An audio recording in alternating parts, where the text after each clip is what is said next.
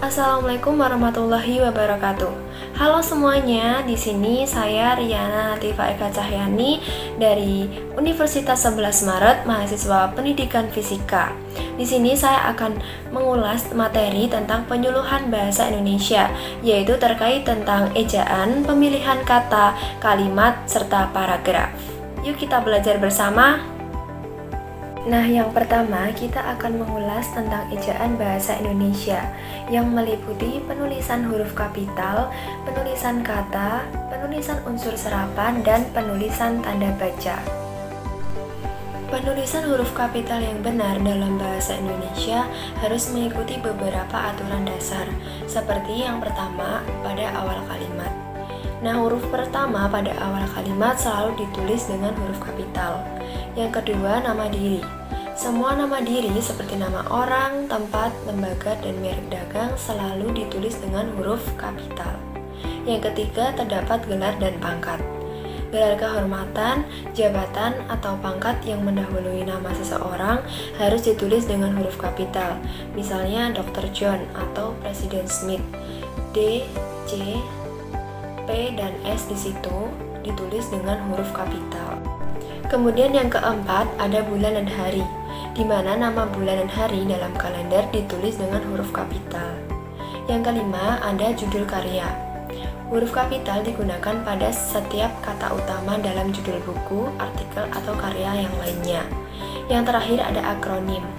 Akronim merupakan singkatan yang dibentuk dari huruf awal kata-kata. Umumnya ditulis dengan huruf kapital seperti UNESCO. Selanjutnya adalah penulisan kata. Penulisan kata sendiri melibatkan pemisahan suku kata. Dengan menerapkan aturan pemisahan suku kata yang benar, hal itu akan menghindari dari kesalahan pemisahan yang dapat mengubah makna kata. Contohnya di situ ada menyanyi, belajar, menerima, dan bekerja. Yang ketiga terdapat penulisan unsur serapan. Yang pertama, pemisahan unsur serapan. Unsur serapan yang belum diserap secara resmi harus ditulis terpisah dengan kata lain atau kata dasar, kecuali telah diresmikan dalam KBBI. Yang kedua, penyesuaian ejaan dan pengucapan. Penyesuaian ejaan dan pengucapan unsur serapan dengan aturan dalam bahasa Indonesia. Contohnya, komputer menjadi komputer. Yang ketiga, penggunaan tanda hubung. Menggunakan tanda hubung jika unsur serapan tersebut dapat menjadi bagian dari kata baku. Contohnya adalah anti-air, menjadi anti-air digabung. Yang keempat, ada pemilihan kata yang sesuai. Memilih unsur serapan yang sudah diterima dan umum digunakan dalam masyarakat. Yang terakhir yaitu penggunaan italika atau tanda kutip. Seringkali unsur serapan yang belum diresmikan dituliskan menggunakan italika atau tanda kutip untuk menunjukkan bahwa kata tersebut masih diambil dari bahasa asal. Selanjutnya adalah penulisan tanda baca. Yang pertama ada koma. Tanda koma digunakan untuk memisahkan unsur dalam kalimat seperti kata, frasa, atau klausa pendek. Yang kedua ada titik.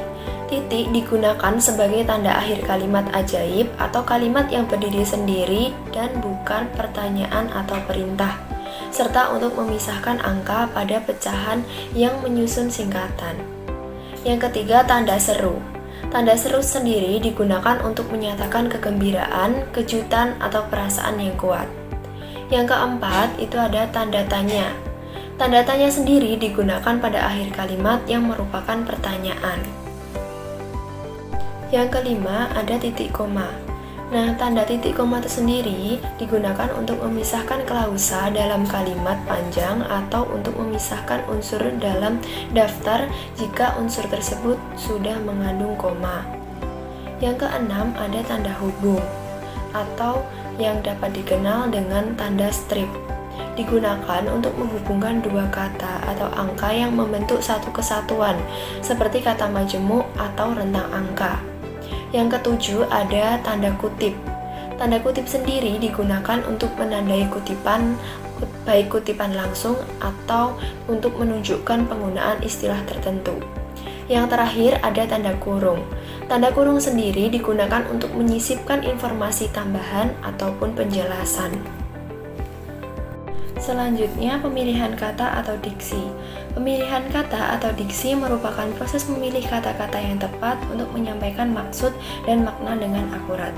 Dalam hal ini, melibatkan penggunaan kata-kata yang sesuai dengan konteks, tujuan komunikasi, dan audiens yang dituju.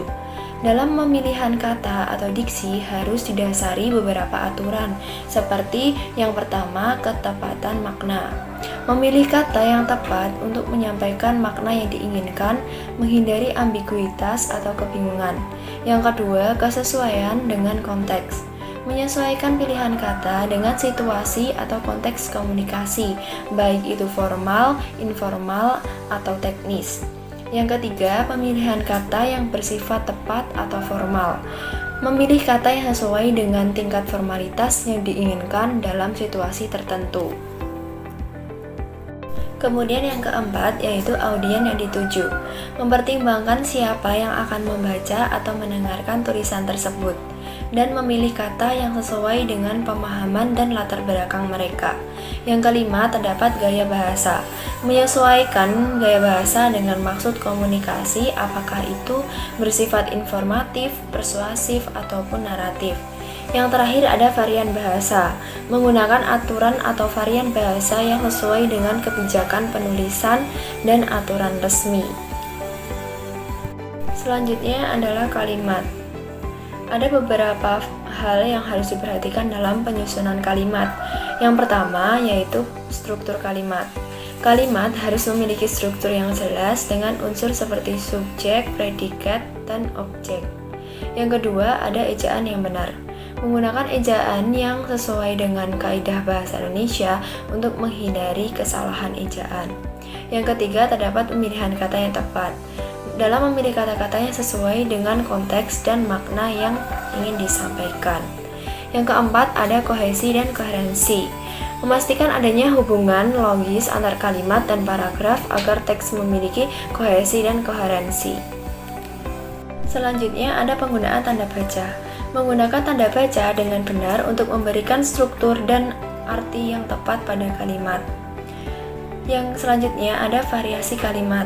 Menghindari pengulangan kata atau struktur kalimat yang monoton dengan menggunakan variasi untuk menjaga keberagaman. Selanjutnya adalah ketepatan gaya bahasa. Menyesuaikan gaya bahasa dengan keperluan tulisan, apakah itu formal, informal, ilmiah, atau kreatif. Selanjutnya ada jelas dan padat. Menyampaikan informasi secara jelas dan hindari penggunaan kata-kata yang tidak perlu untuk menjaga kelompok kalimat agar padat dan fokus. Kemudian yang terakhir terkait tentang paragraf. Dalam penyusunan paragraf harus memperhatikan beberapa hal seperti kalimat utama atau tema. Memulai paragraf dengan kalimat utama yang berisi pokok pikiran atau tema utama dalam suatu paragraf. Yang kedua, itu penjelasan dan pemantapan. Setelah kalimat utama, susun kalimat-kalimat pendukung yang memberikan penjelasan, contoh atau bukti yang mendukung ide utama tersebut. Kemudian terdapat kalimat transisi. Menggunakan kalimat transisi untuk menghubungkan kalimat-kalimat dalam paragraf sehingga alur pikiran tetap lancar dan terkait erat. Kemudian adanya ketidakterulangan kata. Di sini harus menghindari pengulangan kata atau ide yang berlebihan. Menggunakan sinonim atau variasi frasa untuk menjaga keberagaman. Kemudian selanjutnya ada ketepatan panjang paragraf. Di sini harus mempertimbangkan panjang paragraf agar tidak terlalu panjang atau terlalu pendek. Secara umum, paragraf ideal memiliki 3-5 kalimat. Selanjutnya ada kohesi dan koherensi. Memastikan adanya kohesi dan koherensi antar kalimat dalam paragraf. Kalimat-kalimat harus saling terkait dan membentuk kesatuan. Yang terakhir ada kalimat penutup. Penyelesaian dalam paragraf dengan kalimat penutup yang merangkum atau memberikan kesimpulan terhadap ide-ide yang telah diuraikan. Sekian yang dapat saya sampaikan, semoga bermanfaat dan jika ada kesalahan saya mohon maaf. Tidak ada kata terlambat untuk belajar. Perubahan terjadi karena kita mau belajar. Sampai jumpa di lain waktu. Wassalamualaikum warahmatullahi wabarakatuh.